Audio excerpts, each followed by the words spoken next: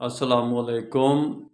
پوری دنیا کو پتہ چل گیا کہ شیعہ یہودی کے ساتھ ہے۔ یہودی نے ہی تو شیعہ کو پیدا کیا ہے۔ شیعہ نے علی کو پیدا کرنے والا بھی یہودی ہے، اور اب دنیا کو بھی پتہ چل گیا ہے کہ یہودی پکڑا گیا ہے۔ ایران یعنی کہ میں آپ نے دیکھا کہ وہ جو انقلاب تھا خمینی کا، وہ انقلاب نہیں تھا، وہ کمیونسٹ پارٹی نے، رشین فیڈریشن کے ایجنٹوں نے انقلاب خمینی کو مہرے کے طور پر استعمال کیا اور شاہ کی حکومت ختم کی۔ اور اس کے بعد وہ سارے کے سارے اسرائیل کے بلاک کے، رشین بلاک کے یعنی ایجنٹ تھے وہ اسرائیل کے سارے۔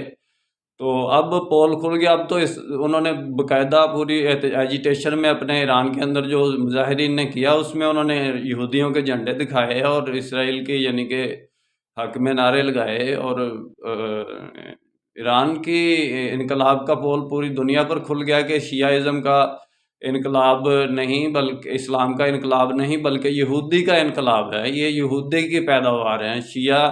عبداللہ بن سبا یہودی نے 1400 سال پہلے کی بات ہے کہ جب یہ بنائے تھے، شیعہ نے علی کے گروپ سے۔